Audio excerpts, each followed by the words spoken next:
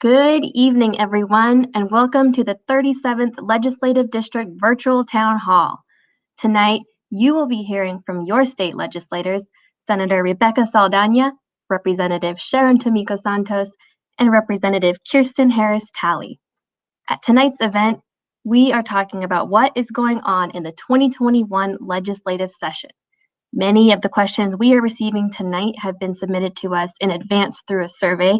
And if you are watching this live stream, you can also post your questions in the comment section, and a staff member will make sure to get your question to our legislators. So, to get started, I will turn it over to our lawmakers for some brief opening remarks. Senator Saldaña, can you please start us off? Sure. So my name's Rebecca Saldaña. I'm your state senator in the 37th Legislative District. And I have been serving, I was first appointed in 2016, and my first session was 2017. I serve now as the Deputy Majority Leader along with Senator Dingra. And on my committee responsibilities include Vice Chair of Transportation Committee. I'm a member of our Labor, Commerce, and Tribal Affairs Committee. And my last committee includes Human Services, Rehabilitation, and Reentry. Thank you so much for coming out tonight to be with us. Y para la gente que habla español, estoy muy agradecida a los intérpretes que están interpretando. Me llamo Rebecca Saldaña y ustedes se pueden escuchar en español también. Gracias. With that, I'll hand it over to Representative Santos. Thank you so very much, Senator Saldaña, and good evening, everyone. My name is Sharon Tomiko Santos, and I'm so very thrilled to be here with all of you, as well as with my seatmates for this virtual town hall meeting. I am serving my 23rd legislative session, having first been elected to represent the neighborhoods and the communities that helped raise me in 1998. I currently serve as the chair of the House Education Committee, where we deal with K-12 education policy, which has been very, very important during this difficult and challenging COVID year and a half. I also serve on what is now known as Consumer Protection and Business Committee, formerly known as the Financial Institutions and Insurance Committee. Finally, of the standing committees I serve, I am on the Capital Budget Committee, where we just passed a capital budget earlier today. And I serve on an extracurricular legislative committee called the Educational Opportunity Gap and Oversight Accountability Committee. And with that, I'm very, very pleased to turn this over to the newest member of the all-female women of color delegation in the state of Washington, Representative Kirsten Harris-Talley.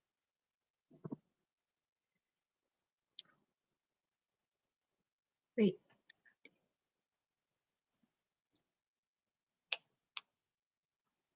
Rep. Harris-Talley, I think you're muted.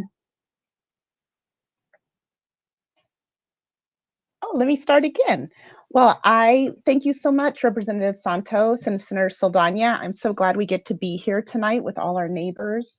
I'm Representative Kirsten Harris-Talley, she, her pronouns, and I serve on the Finance Committee, where we make decisions on revenue and tax policy. The Children, Youth, and Families Committee, everything Representative Santos doesn't get to talk about in education, we talk about there that impacts our young people, and then also on environment and energy.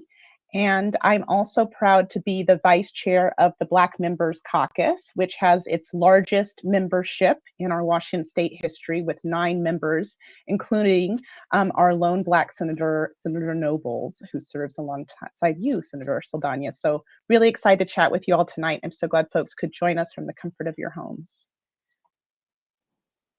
Thank you so much for those wonderful introductions. And for folks just tuning in, this is a live virtual town hall with your 37th district legislators. You can submit questions for them in the comment section, and a staff member will make sure that your question gets to your legislators. The first question we have is from Summer, who submitted this through a survey beforehand. And Summer asked, please share your thoughts on WASH Strong and transit funding. Great. Well, I'm happy to take this lead on that question, and then of course would love to hear from my colleagues as well. So the first is why I serve on the Transportation Committee is because I do see it as a committee that addresses environmental justice and economic opportunity. More than 45% of our pollution comes from transportation. And so if we are going to do our part around addressing pollution and climate, we need to make sure that we transform our transportation system into one that is clean fueled and one that creates economic opportunity for everyone. And it is hard and slow work because the Transportation Committee is one that tends to be set in just building more roads and widening roads. And so that has been a challenge, but I think this year we do have an opportunity to make sure that as we think about recovery, that we need to actually recognize the historic harms and make sure that as we build back better. That means passing a clean fuels policy that is currently in the Senate Ways and Means that came from Representative Fitzgibbons. That means making sure that we put more dollars and push for more investments in multimodal and bike and ped and regional mobility. And that is something that we can see in the House transportation package and is part of the interim work that I have been working on in terms of making sure that we have more green investments, that we address our historic harms, which include the culverts, which choke the waterways for our salmon and for our orca, and also for our people. And so I've been working on a transportation package, trying to work with my chair Hobbs, to make sure that what he introduces next will look more responsive to green investments, to electrifying and a just transition. And the last part is about revenue. And we have two revenue policies that were introduced this year. Washington Strong was a tax on carbon, and we have the Climate Commitment Act, which is a cap and putting a price on the carbon and then investing that. I was number 2 on both of those policies, which for my EJ community and where I come from is a challenge for people to see, because we know that the cap and trade in California has not addressed EJ communities correctly, and always it's been that at the end, the last thing that we do is they try to tack on EJ, they try to tack on co-pollutants, and they've done it in a really harmful way that has not addressed the fact that there's still oil being pumped in neighborhoods in California. What was important to me is to make sure that again, this is something that I fought Carbon Law when that was introduced as an initiative, which is a carbon tax that I didn't think centered environmental justice principles or our communities, and was not something that we worked on together. Sorry, it's a long answer, but this will be almost there. I'm almost to the end. But I was part of shaping our front and center coalition of EJ communities coming together to build power together. And we shaped 1631 to be more responsive, but it still was not a perfect, and it failed at the ballot.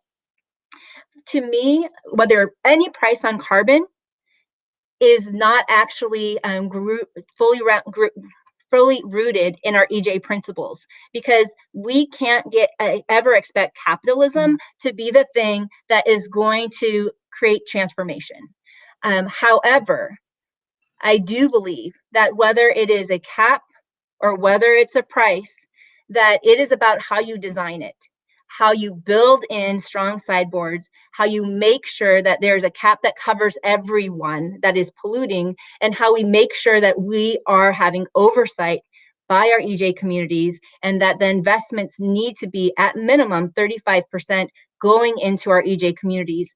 I will say that the Climate Commitment Act, as it is right now, is one that does actually include, for the first time that I've seen, meaningful language and policy that will actually address the co-pollutants, that will actually require investments in air quality monitoring and be able to give authority to our agencies to actually require performance from our site pollutants, as opposed to having, and so that is something that is currently in there.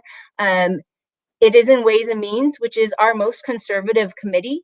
And when it went through Ways and Means, which is our most conservative committee, there were things in there that I don't agree with.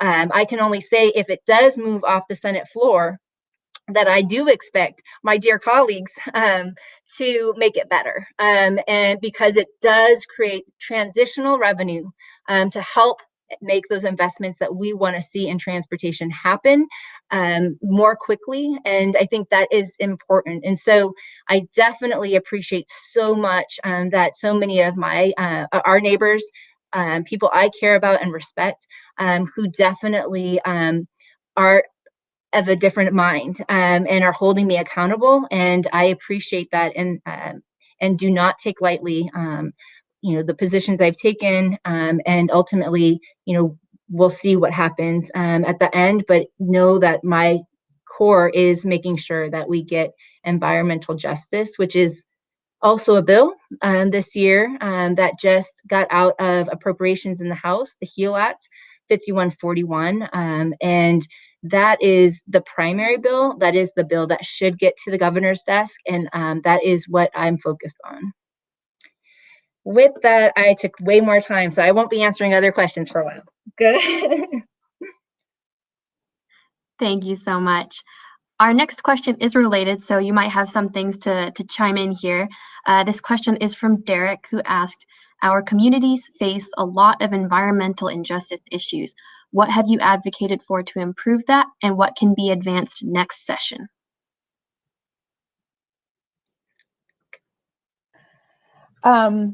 I'm going to take that one next. So I also serve in the House on the Environment and Energy Committee, and we've had a lot of conversations. I love what Senator Saldaña said about what it is to be in transition with the transformation we're working to make.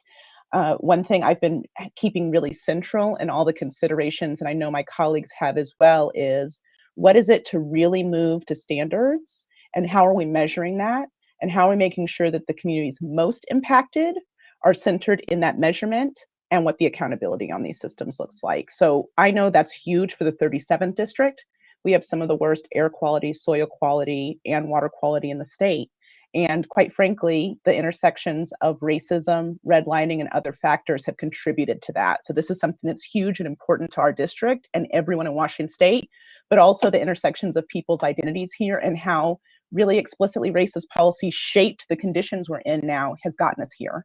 So we have to continue to have an anti-racist lens and approach and be really intentional.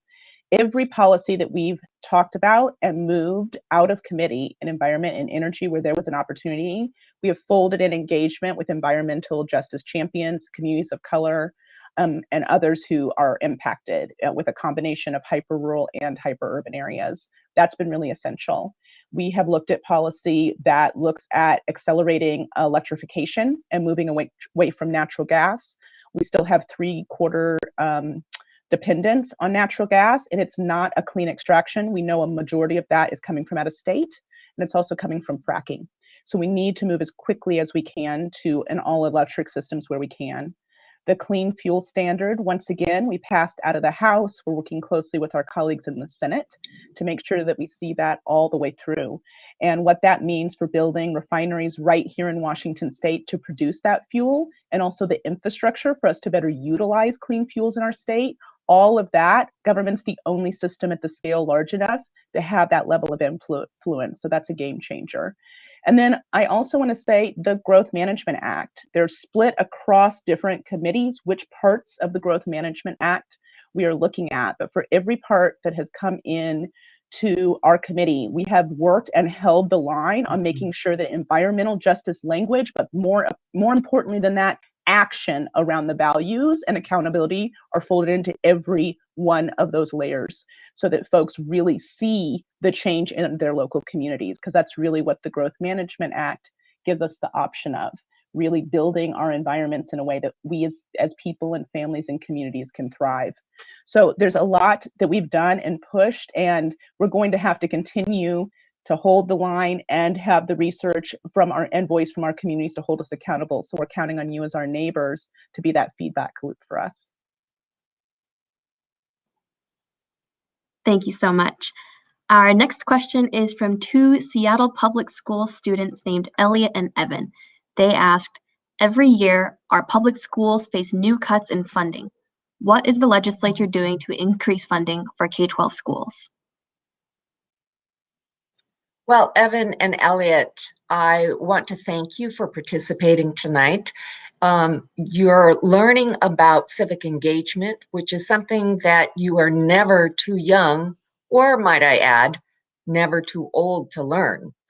The fact is that the legislature in about 2016, 2017, actually did make a tremendous investment in K-education. It was the legislature's effort to put to bed the McCleary court decision, which was a lawsuit about the failure of state government to fully fund public education. So we did make that tremendous investment a few years ago. And yet at the same time, we also know that we are not funding our education system most fairly. There is still an over-reliance on an antiquated system based in property of funding our schools. And so what we have done this year, and we still have much more work to do, is we have tried to ensure that our school districts don't fall into greater harm, because one of the things that we use as a way to fund our schools is what we refer to as headcount, or people in seats. Well, clearly this year we did not have people in seats, and yet education did try to go on in a virtual world. So our schools districts have had to figure out how are they going to continue to provide high quality instruction and in a virtual fashion, which frankly takes more time and costs more at the same time when they were not going to be able to count on the same amount of money because they were actually missing students in seats. The legislature initiated two bills, one on the House side and one on the Senate side, to try and address that. One we're referring to as the enrollment stabilization, which basically, actually both bills do the same thing. They rely on 2019, 2020 enrollment figures to determine what the state portion of supporting our education throughout Washington state will look like. So we're not relying on current students in seats. The Senate bill focused on the same formula, but on the transportation side of things. The third thing that we're doing is a bill that is running through the Senate right now, and that is to provide, knowing that we couldn't necessarily provide lots of additional funds. We didn't know that we would get the American Recovery Act dollars. We tried to provide greater flexibility to our school districts around the use of what is called the Learning Assistance Program. And that legislation will hopefully be coming out of the Senate soon. It's on the floor calendar, which gives our local districts greater flexibility around the uses of those dollars for anything that is COVID recovery related. And it will also allow our school districts to concentrate on what are going to be the best ways to support the needs of our students based on every individual case rather than on a broad systemic fashion. So that is something that our school district leaders have been requesting, and I think it will result in better, improved, more tailored instruction for each and every student. Thank you again, Elliot and Evan, for your question. All right. Next, we are taking a live question from the Facebook comments. This question is from Kathleen, who asked, what are you doing to ensure the passage of the Working Families Tax Credit, which is House Bill 1297, and what can constituents in the 37th do to ensure its passage?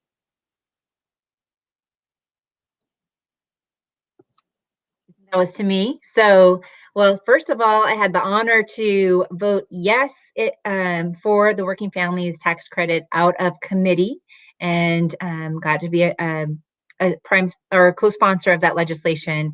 I'm very excited because Representative Tai has worked with community, and the members of Color Caucus have made this a priority bill to make sure that it includes I-10 filers as well as folks that have Social Security numbers that are filing as well. So it can allow more of our Washingtonians to be able to join. And now I believe it made it out of Ways and Means and is in rules. So it will be scheduled. And as part of leadership, I will be advocating to make sure that we get it scheduled and get it passed.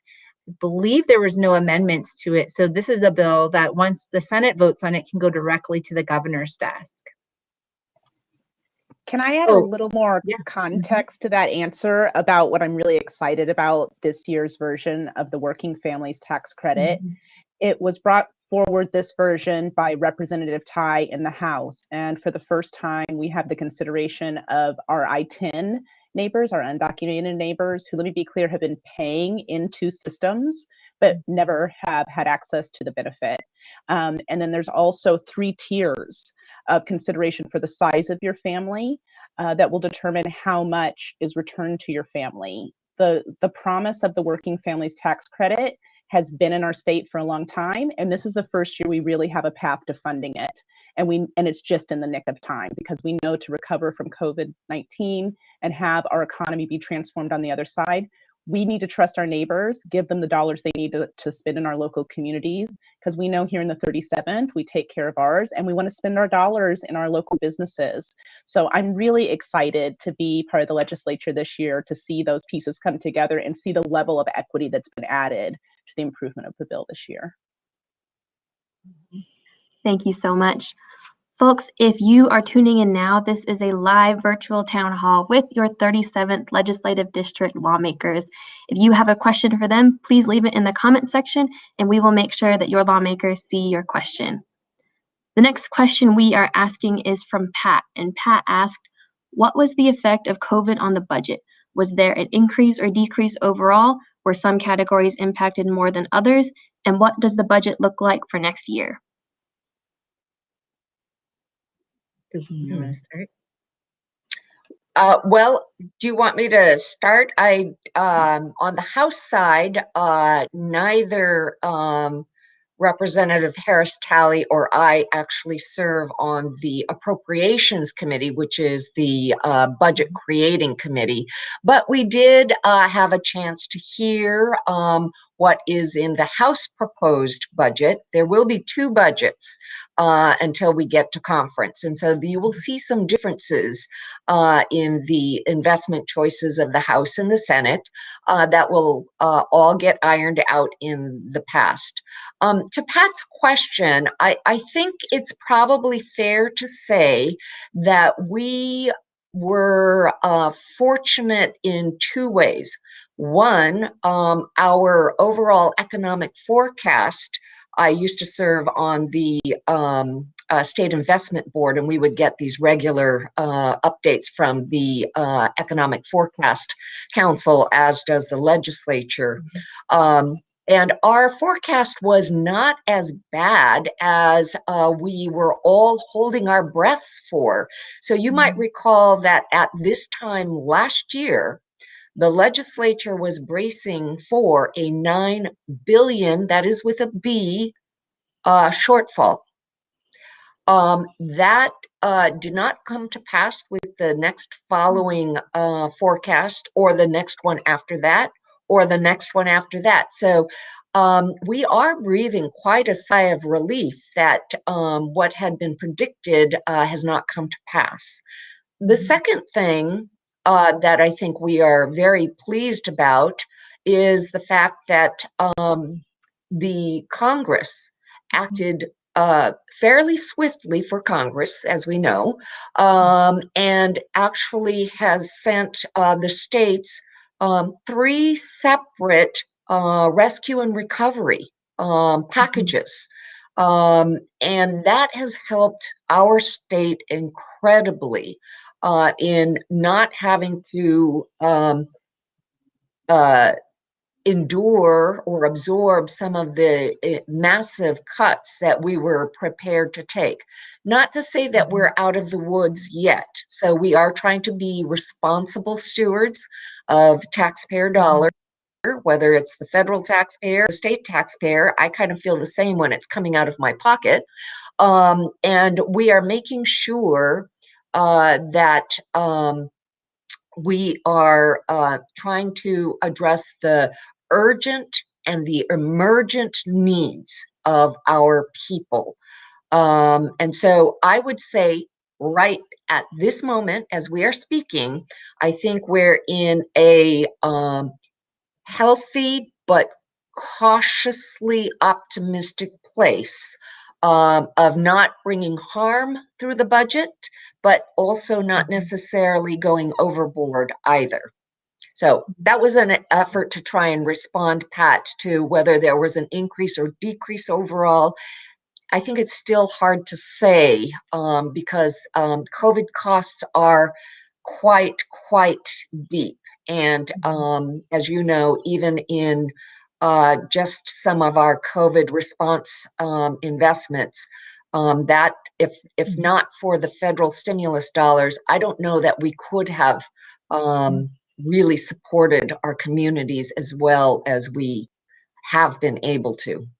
Yeah, and I'll just add, so our operating budgets ended up being about where we anticipated they would be pre-COVID, but I would say the transportation budget might feel more like your budget or many of our Washingtonians' budgets, where revenues were down across the board, and because our economy and people driving is not happening. And so a lot of our businesses, our small businesses, particularly in hospitality, in retail, depending on what the retail is, right, are hit hardest. And those are jobs that have higher proportion of people of color and are lower wage jobs that often don't have health care either.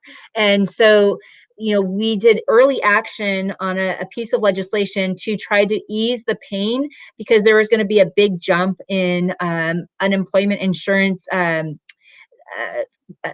fees that our small businesses and all our businesses were going to face. But so I think that was early action that we took, along with again, what we have spoken to is that there's certain parts of our neighbors that did not get any relief from the federal government. And so if you're undocumented, if you live in a mixed status family, if you're here with documents but don't have a social security number, you got zero relief from the federal government. And so we took early action also to add $65 million to the Worker Relief Fund and $5 million to students that may have not gotten relief. And so there is definitely more that needs to be done. And I think it is definitely, we're not going to see recovery in certain sector of our economy.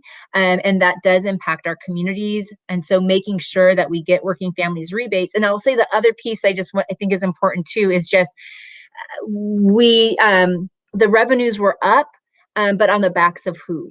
We have the most upside down tax system in the country. And so our revenues were up on the backs of our lowest income folks. And so that is why in passing capital gains, it's less about the immediate revenue. It's more about trying to size who is paying and who is contributing to making sure that we have resources for critical infrastructure for Washingtonians.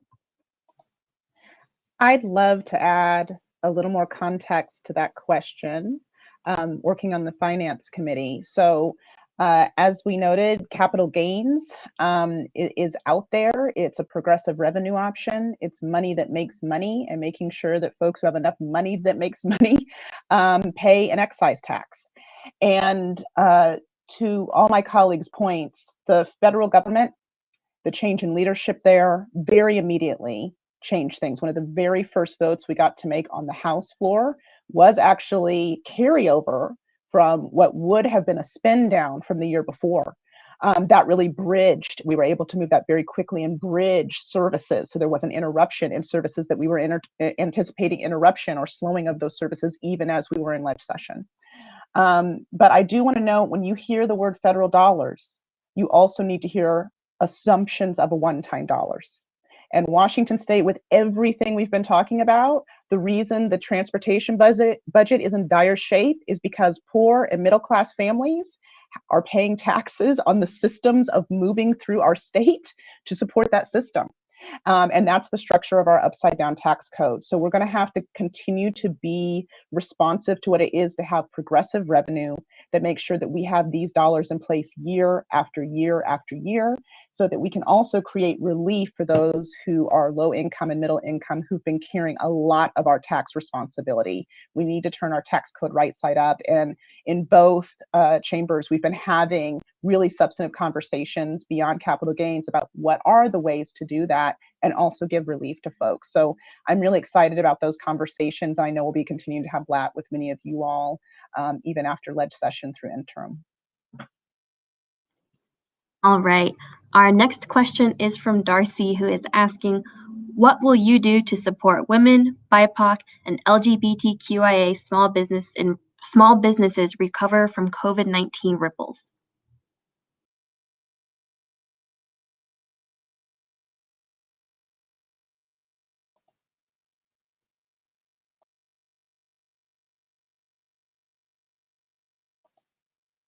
You may be muted, Representative Santos.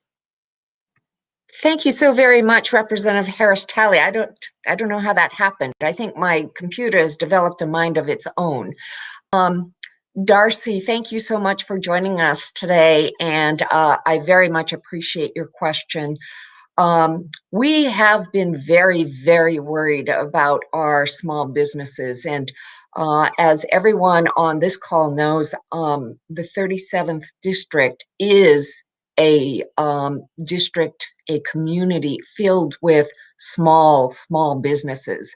Some of the things that we're doing that I think are pretty important are, we had a bill, for example, that passed out of the House that would exempt any federal relief that a small business owner received, make it exempt from state taxation.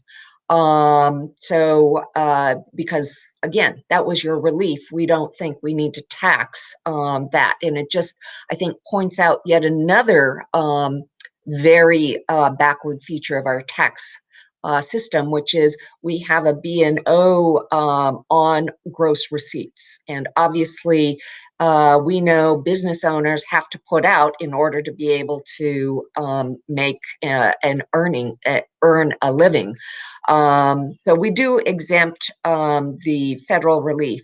We also passed legislation to grant property tax relief to our small businesses, so that recognizing that, again, so many of the small businesses throughout the 37th district are struggling sometimes even to keep employees on just so that they can continue to support our families, that our small business owners are also part of the fabric of our community and are doing everything within their power to keep people on payroll if they could. So that's another element that we're doing. I will say two other elements that may or may not come to mind. This is probably more for some of our vendor type of businesses. For our minority and women owned business enterprises, we have a couple of bills that are running through that we are really strengthening the equity components of. One is actually trying to create a wider opportunity pathway for women and minority-owned business enterprises to gain access to public contracts, which are, of course, not only very lucrative, it's a great way for a small business to grow into a medium-sized business, and a medium-sized business to eventually be able to earn his or her stripes to be a prime contractor on those public contracts. These are not just all building contracts. Sometimes it's supplying the paper. Maybe it's toilet paper. Maybe it's writing paper. So we have a bill that is going through to widen the pathway. We also have a bill that is running through that came from the Senate.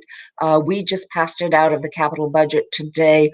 That is making sure that those construction projects are more friendly to women and minority business enterprises. And so I'm very pleased to identify those 4 strategies, but I can't leave this question without pointing out that the capital budget is probably the biggest job maker bill in that will go through the Washington State Legislature.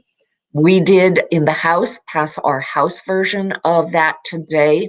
I'm very pleased that many of the capital budget projects that this delegation worked collaboratively to get into, whether it's the House side of the budget or the Senate side of the budget, it's there in one of those budgets. And for every construction project that occurs in the 37th district, that means jobs in the pockets of those contractors. And when we get more of our contractors gaining those jobs, that means more people from our community actually have then jobs related to that, not just the business owners, but our business owners are very good about hiring from the community. All right. Folks, if you are tuning in now, this is a live event with your 37th District legislators. Please leave your questions for them in the comment section, and we will make sure that a staff member gets your question to your lawmakers. Our next question is a live question from Facebook from Nancy, and Nancy asked, do you anticipate any trouble getting the open carry bill, Senate Bill 5038, through concurrence? What should we be doing to support it?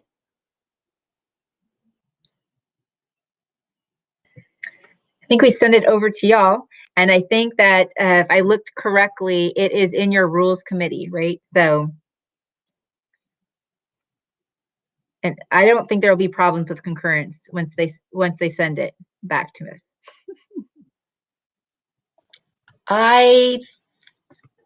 Isn't that the bill that we did the other night, or was that a different one? I was going to say it's been pulled from rules. We have voted on it in the House, and I know the reason you're asking about concurrence is that there were some changes that happened on the floor, and some that didn't. And I'll say this law, you know, we had a really keen, focused racial equity lens reviewing this bill on the House side. A lot of the conversation around how this was going to roll out. You know, this bill was really about what is the balance between First Amendment rights of free speech and assembly and your Second Amendment rights. And is someone open carrying, brandishing, intimidating to those who assemble? And certainly what we saw in our district last summer, our neighbors really believe strongly in your First Amendment rights, and you utilize those First Amendment rights for racial justice, for economic justice, for every type of justice. So this is a really important bill. I want to say, you know, I just joined this amazing Women of Color delegation, and we've only been to the Capitol one day. And the one day we were there, the Capitol was surrounded by National Guard. So this is a really important bill. On a really busterous day and brick and mortar days, there can be 10,000 people, school groups, staff, us, neighbors, all coming to make sure we hear them. It's the people's building, and we need to have folks know that they can feel safe and secure when they're coming and doing the good work that they do to make sure we are accountable to you. So I'm really excited about what this bill offers for that. Thank you. Our next question is a survey question from Riley, and Riley asked, what's happening with the eviction moratorium, and what are you doing to keep people housed if they have lost their job because of COVID? Okay, maybe I'll get this one right. So, I mean, one thing that is important is reform and right to counsel. So that was a Senate bill at 5160 and that has moved forward. And I know that we are working to support the House bill, which is the Just Cause legislation sponsored by Representative Macri, and that's working its way through the Senate. So those are two bills that were important. I think also, and we have done big investments in the Senate side and also on the House of both the federal, authorizing the federal money that goes to rental assistance, and then adding a lot more money to both rental assistance, fully funding the Housing Trust Fund, and specifically in our capital, in the Senate capital, and I believe this might be also true in the House, is set aside for rapid rehousing, specific funding that could be tiny homes, that can be buying hotel and allowing for acquisition. So buying hotels or buying buildings and making sure that we're getting people housed as quickly as possible, but also then preventing people from losing their homes with those two pieces of policy that are moving through both chambers. All right. Our next question is from Peter, and Peter asked, what can you do about hate crimes against Asians and other communities?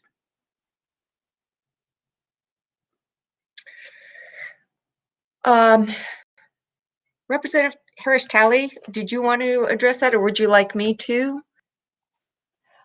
You're welcome to start, but I'd thank you, Peter. Oh, sure. I will thank you, Peter, for asking the question, particularly as one of the news stories first thing this morning was about the yet another heinous attack in broad daylight in New York City of and I'm getting tired of them referring to them as elderly women, because I noticed that this woman was not that much older than I am. But then I should also be afraid because I fit the profile, obviously. The fact of the matter is, hate crimes is going to take all of us to address it in a very positive, and when I say positive, I mean proactive fashion. You know, one of the things that you're seeing a lot more of all across the country is people who have been standing up for other people.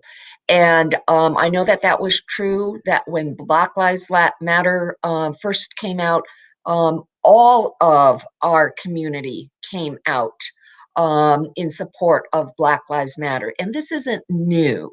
This is something that I'm very proud that, especially in our community, we have a long-standing history and tradition of multicultural coalition building that was established by the Gang of Four. And that's something that is easily forgotten as people who are not from here come in and add to our beautiful neighborhoods. But we have to remember that part of ensuring that we are not displacing people, we're also not displacing culture and history at the same time. So one is to revive the notion of multicultural coalition building.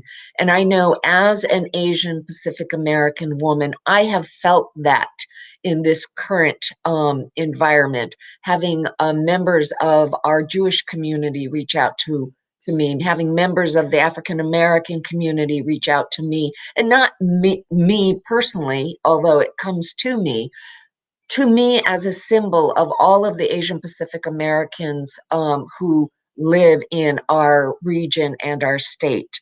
The second thing that I will say is we need to transfer that multicultural coalition building to some of the remaining police accountability and accountability bills that are not getting through the legislature this year.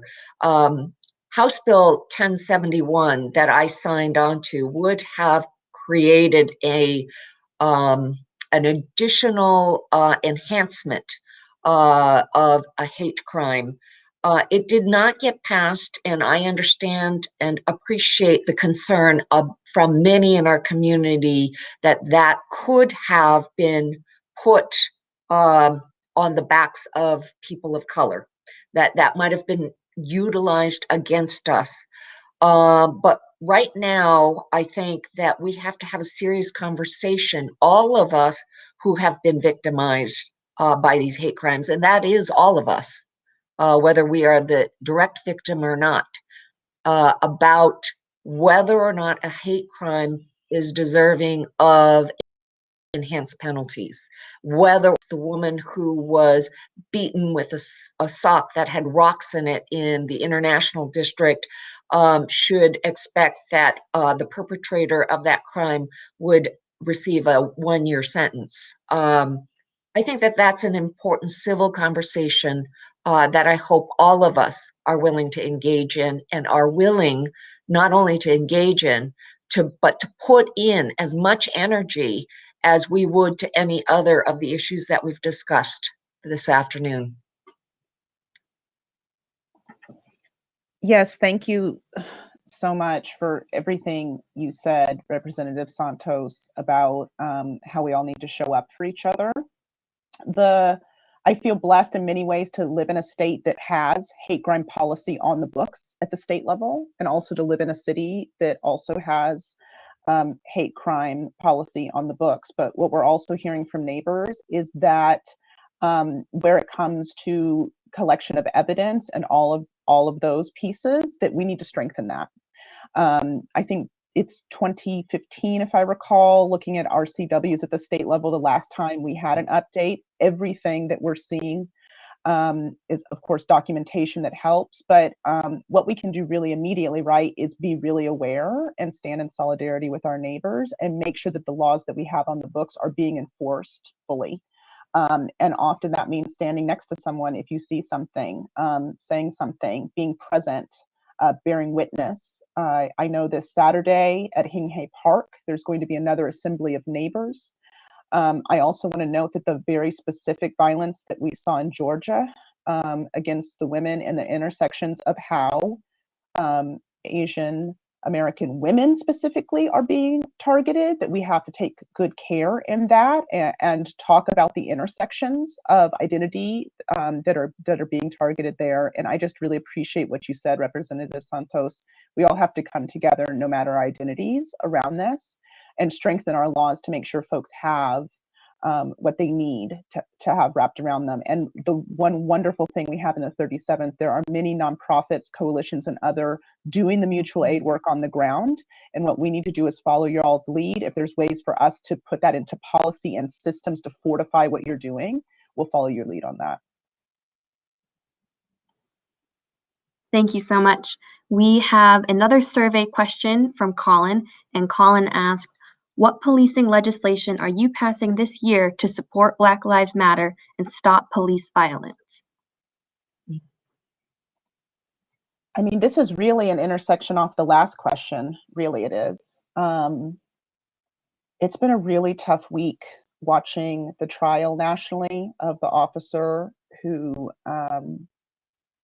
murdered George Floyd, and seeing George Floyd, who lost his life and didn't deserve to, being the one whose character is on trial versus the person who committed the crime. And that's a crime that's been witnessed by millions across the globe. And many folks there, it's been really hard to see what they've had to endure, being on the stand and bearing witness to what the trauma that they endured watching him be murdered. The Black Lives Matter movement has been strong in our district, throughout our district. I do want to note that the Central District used to have the largest concentration of Black families in Washington State, and that is now Skyway, an unincorporated Skyway, which means despite a lot of years of good work, we're still seeing a lot of our Black neighbors displaced. We're still over-policed. We have both police and sheriff systems. We know that there's a lot of accountability happening because of consent decrees in our city of Seattle. We also have the city of Renton. And so the intersections of issues that we need to respond to are many. The Black Members Caucus was very clear when we brought forward policy priorities. We had a long list of things. We weren't going to pick one thing that was the thing that Black people need, because we need a lot of stuff, because we've been explicitly kept out of a lot over generations. And that's not exclusive to Black people. It's inclusive of many, many people, LGBTQ folks, disabled folks, other communities of color as well. But the policing justice, I want to say as an abolitionist, I'm someone who believes in the end of slavery and the end of incarceration and policing systems as we know them now. It's been a really amazing year to be in the legislature having the conversations we're having about policing justice. Out of the House, I was proud to vote for getting rid of the privatization of prisons. I am ecstatic that our colleagues out of the Senate, and I hope you'll speak to that a bit, the Senate debate on that as well. It is now illegal, as soon as the governor signs it, to have private prisons in Washington state. And that impacts all of our communities, but particularly Black and Brown communities. We also have the police tactics bill Representative Johnson brought forward that had left the House. On the Senate side, it is a comprehensive bill looking at what we know are tools used in policing that are taking life. No chokeholds, the case I just told you about that took George Floyd's life. No knock warrants, what we know took Breonna Taylor's life. Looking at the militarized equipment. Our police are not at war with our citizens, and they don't need equipment from war zones to do their work. And also restrictions on how dogs can be used in the field. So a lot there that we can have at the state level that then brings our work to the local level for implementation. So I'm really excited about that bill, amongst others. And I invite my colleagues to add. Well, and I'll just say it was huge to do 1090 because we introduced that legislation last year and got hung up with Representative Ortiz-Self and myself, bills being squeezed and skinnied. So it was very powerful to be able to ban private prisons this year. There is a slew of bills addressing police accountability, criminal justice reform. I'll just mention a couple. One is around data collection from our new Senator Nobles to make sure that we have a comprehensive statewide reporting. Also, the duty to intervene by Senator Dingra to make sure that when we have bystanders and police, that they are accountable and are empowered to change that culture and to speak up and to stop when they are seeing one of their colleagues using force that shouldn't be done. And also we have the certification and training, which is a pretty comprehensive bill as well by Senator Peterson, Senate Bill 5089, and state oversight, which is 5051, are some of the Senate bills that are now over in the House. I think the piece that I would add is, again, sort of picking up where Senator Saldaña just left off, is the vital importance of training and having our police force be our peace officers, and having the training to work with diverse communities. I'm thinking, for example, of despite all of the attention that we've had, even in these last couple of months, about police accountability and all of the issues that Representative Harris-Talley and Senator Saldaña spoke to. We have a statement by our county sheriff about the police shooting of Tommy Lay. that falls with a thud and shows exactly how far removed our law enforcement officers can be from our communities. And I would agree with my colleagues. We made a huge policy investment this year in trying to begin to bridge and to heal that divide. And it's so critically important because we cannot have those that we've asked to protect us to be murdering us. All right. Thank you so much, everyone. That was our last question of the evening. And we are so grateful to all of you who submitted a question for our lawmakers here. I am now going to turn it back over to them for some closing remarks. Senator Saldaña, can you please start us off? Just want to thank everyone for tuning in. I know there's a lot of questions that we didn't get to, but my legislative assistant, Coco Chang, is incredible. And I just want to thank her so much for helping me be responsive as we can. We'll be responding. So send us your email, send us your text. And I'll just say on transportation, because I think that is, whether we get a package will be in the next 3 weeks or not. And I think in terms of where you can push is to make sure that we are funding active transportation. There's a plan in WashDOT. We need to actually fund that. We need to make sure that we're upping our investments in the pedestrian and multimodal investments.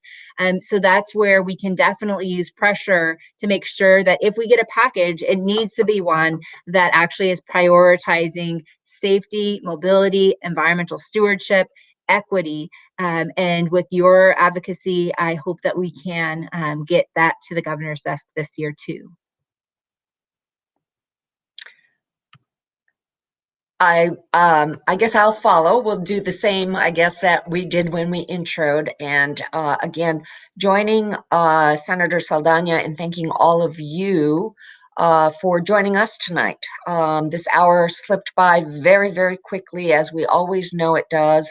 I do miss seeing all of you in person at our town hall meetings. I miss seeing you in person when you've come to visit us.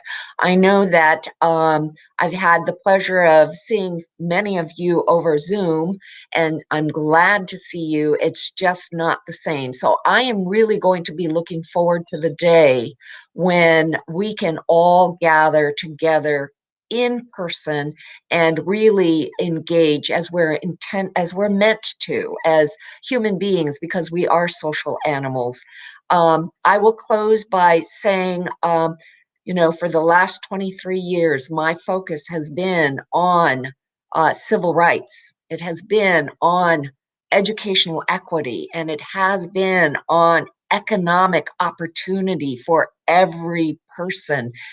That hasn't changed. And what has changed is I have two fabulous seatmates to work with me on those agenda items. And I think this year, despite all of its hardships, we've found a way to try and move forward on all three of those pieces. So I thank you for being with me on this journey. I think we're going to see some light at the end of the tunnel. And of course, we have our brightest star who's shining that light in Representative Harris-Talley. Oh, thank you, Representative Santos. I am just ecstatic to be here with our neighbors in the 37th. I adore you all. You're active, you're engaged, you're focused. You see it all the way through. You hold us accountable. You invite us into the celebrations and also what the next part of the struggle is that we need to join you on. So I just thank you all for the great questions. I would expect nothing less of you all, and it's been so wonderful. And for me, it's really about getting over the finish line, progressive revenue.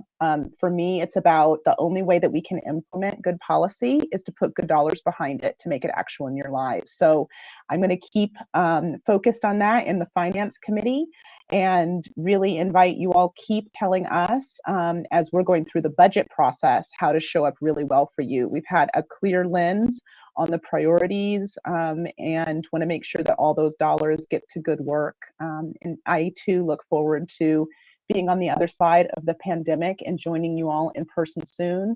If you are eligible for a vaccine, I hope you are finding one easily. If you are out and about, I hope you're wearing your mask and continuing to use sanitizer. And we're going to be on the other side of this if we keep showing up for each other that way. So be well with each other. And that is all the time that we have this evening. Folks, thank you so much for attending and for submitting questions to our lawmakers. If we didn't get to your question tonight, you can directly reach out to your lawmakers' offices, and their contact information is going to show up on the screen right after this. Thank you so much for joining us, everyone, and have a great evening.